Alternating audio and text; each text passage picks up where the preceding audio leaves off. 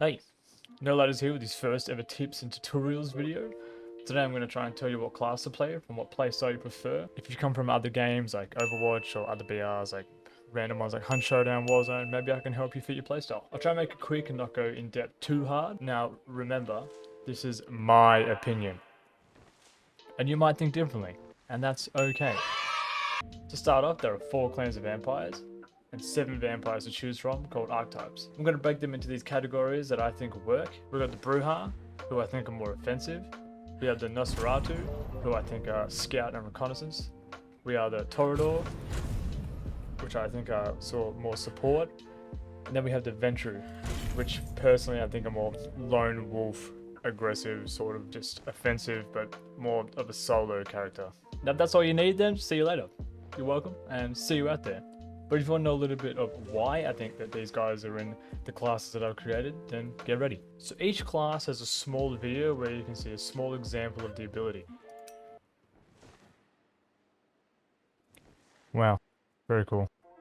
Also, to all new players, please do the tutorial.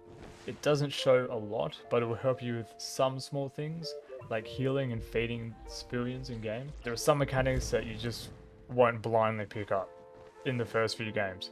The tutorial isn't that good, but it does help a little bit. I know a lot of us gamers just refuse to do tutorials because I played fucking BR before. I played FPS. but this game is so different. It's so fresh.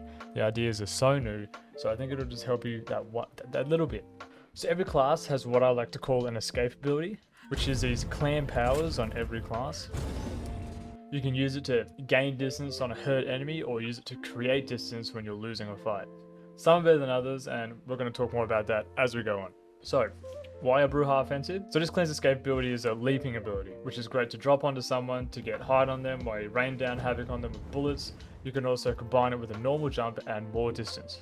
So if you want to go across a whole building and then jump on a character, great ability for it, very offensive. And the Bruja, they have great abilities to gain your team the upper hand in a fight, with the Vandal having a stun, putting the enemy into the air, and Brute having a field that deflects bullets when shot towards enemies. I prefer the Vandal more than the Brute because the secondary ability can increase your escape distance or your attack distance, but that's just me. I like that extension of your leap forward.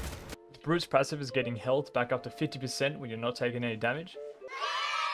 And the Vandal's passive is moderate damage resistance while enemies are in proximity. Remember, that is moderate. So, if you're an aggressive pusher on your team, I think these guys are for you. They're super offensive. They both have great passives for people who push and sometimes mess up. Their leaping ability is great to get the height on somebody and rain down onto them. And they both have really great secondary abilities, being very offensive. Now, we have the Nosferatu, which we have the Saboteur and the Prowler. These guys are my favorite clan, purely because of the Saboteur's abilities, which we will get into soon. So this clan's escape ability is Vanish, which makes you turn invisible for a short amount of time and increase your running speed. This ability at first I thought was pretty terrible because I thought that they could see you a little bit as you went invisible, but no. You are completely invisible for a short amount of time and they only see you go into it, so they see you go into a cloud of smoke and then you disappear. I also thought it sucked because I tried to use it vertical, going up buildings, which just doesn't work because it becomes seen halfway going up the building and you just get shot. I think the best way to use their escape ability is to drop onto ground level first and then escape into a tunnel that has multiple sections. So going down a street where there is an archway, another street next to you, so you have multiple sections to go down. So the enemy has to guess or predict which way you went down, instead of them just seeing you go halfway up a building and then becoming visible. You need to make them guess which way you went.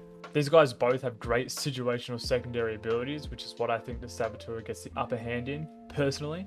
So the Saboteur has a gas bomb that you can place down and it goes off when an enemy goes into his dome, which is only visible to you, so it's a proximity gas mine. And the Prowler has these bats you send out that outline the enemy in the dome of the bats you send. So the enemies walk into the dome and they become outlined in red, which is great for getting an enemy out of cover by creating a panic factor, because they think they are vulnerable even though they do not usually have to move, they just have to wait for the bats to time out. But people panic and they think that they're vulnerable and seen, so they try to move to a different cover to not be seen, and then you shoot them sometimes. Sometimes they just go out in the open after doing that, they panic, and then you kill them. But the main reason why I think the gas bombs are better than the bats is because you can put up to 3 down. The second you put your 4th one down, if you already have 3 down, the first one you put down disappears. So in solos, you can have your back covered. In trios, you can also have your back covered and your team covered from behind. It really helps out in the more end zones where people are sort of sitting on different rooftops and you're scared of that one team that you haven't seen them yet, so you don't know where they're coming from. Chuck a couple gas bombs behind you, they ignite it, you can chuck them as you're running, and then you might get a tag as you're running up and you know where the enemies are coming from. But just be careful chucking them on ground level.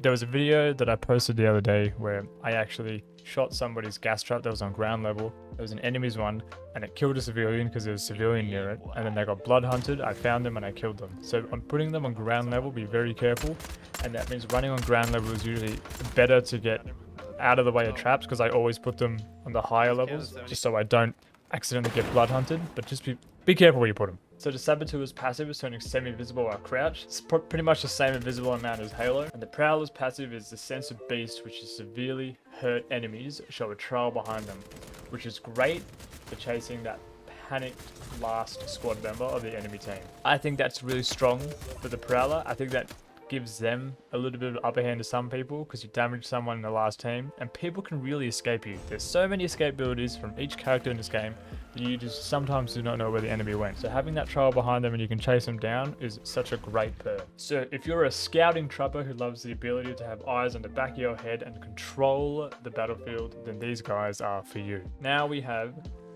the Toreador clan, which is the Siren and Muse.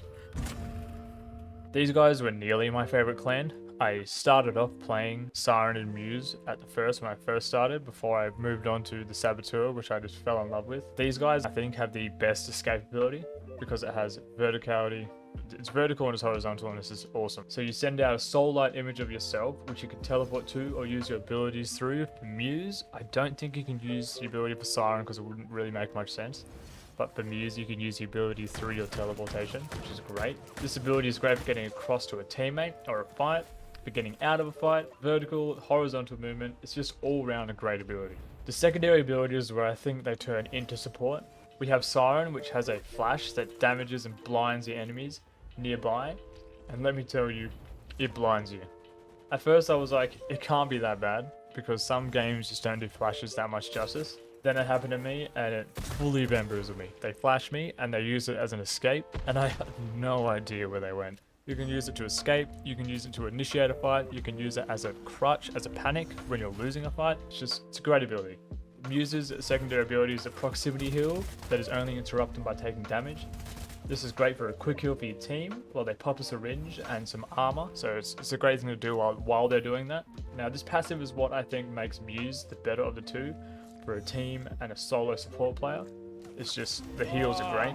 Sometimes you're in the last bit of the circle, nobody has any blood bags, and it's just great to have this as a crutch heal. Now the passives for these guys are pretty good, but Muse's passive is just the greater tier out of the two, which makes her the higher rank support in my opinion. Siren's passive has a charm that makes the civilians act friendly and you feed on them quicker, which is great for a quick heal mid-fight because feeding on civilians replenishes your health, and you can quickly do that with Siren, which is great for a more solo heal. Muse's passive is your cooldowns are instantly refreshed when down, which means you can heal a teammate and yourself as they still fight in your proximity, and you can use your escape ability to move your downed body. This is the strong part, because the amount of players that rat out in this game, you can really use this to escape, to regenerate yourself, to run away and res your team, or get back in there and save your team. And for solos, if you get third party by another solo, you can try and escape as they fight, which sometimes works, because the second you start shooting, all the people that were sort of sitting around start all attacking each other, and sometimes you don't have time to finish someone, because the time to kill is pretty quick sometimes, especially if you're already hurt. And you can sometimes just get out of there and no one really remembers. So if you love healing your team or being that entry human flash for them, these guys are for you. Now we have the Venture clan, which is new from me playing. I just assume because it has a new symbol above it. And it's the only one of the Venture clans, the Enforcer, as of making this video. Now, this might be a hot take, and I know a lot of people love this class, but I'm not a fan of it. I find it to be super cheesy it's really a panic class to me. Their secondary ability is awesome, I think, but their escape ability I think is a little bit cheesy and just is like a one trick sort of thing. It does have some cool things to it, but I just don't like this class all around. Shoot me, it's okay. You're allowed to hate me. I don't like it. To start off, their escape ability is going invulnerable by hardening your skin as long as no offensive items are used. And it has a timer on it, so yes, you can't just fucking run around with it. You can't just run around in hard mode, I'm sorry. The positive of this is that you can control the fight in a way. The enemy might keep shooting you, and you can get that first shot back by shooting to exit the hardened mode while they are either reloading or just not expecting it, which 9 out of 10 means you always win, because you control that first shot back. But the negative, I think, is that it has no distance to create. You cannot leap away, the enemy can see where you go, and if they already put you on low health, you probably won't win the fight coming back out of it. Especially in a solo, if you're the last man standing, there's just no escape ability. And the team or person chasing you can just easily follow you while you're in the mode, because you just pretty much just running. They can just fucking follow you, wait till you get out of it, you're already low on health, will most probably die. His passive is enemies have their movement speed slowed, and you're alerted when they are in your presence, which is great for catching someone from melee for the kill, because running the same speed as someone, you're just never going to catch them. But when they don't have abilities and you're running after a melee, you run that little bit quicker and you can just melee the shit out of them. Because melee is very strong in this game, but that could be another video. His second ability to me is what I really like about it. It's a dash forward that silences enemies for a small amount of time, which means they cannot use their ability. So you can hit one person to a whole team with this ability and they are stuck there with no escape for a small window, which is enough for you to kill them. I think that is so great. It just denies people from escaping, and I think the escape or clan ability in this game is everybody's strongest ability because it's just their get out of jail free card. And if you deny that for a whole team, that is so strong and is such an upper hand to have at the start of a fight. So if you're a bit of a lone wolf, denying enemies and controlling gunfights, I think these guys are for you. I'm not sure what the second ability is going to be for the second person of this clan that they introduced, but when they bring that, I might do a whole video on it and some gameplay. We'll see. So that about does it. This is my first tutorial video. I'm loving this game, and I hope that this tutorial will help some new players choose their playstyle and match a clan to their playstyle. If it does, drop a like, drop a comment, tell me what I did right, tell me what I did wrong. I really want to get more informative with this game and do more informative videos for you, so just let me know. I really hope this community can keep this game alive. It's such a fresh idea on the BR concept, and it's just such a nice game to play. If you want to watch me live, I usually stream every day on twitch.tv/noladders. I try to stream every day, but I'm also in a band and at school, so my time management can sometimes get a bit juggly, but I try to stream every day. And as always, have a good one. See ya.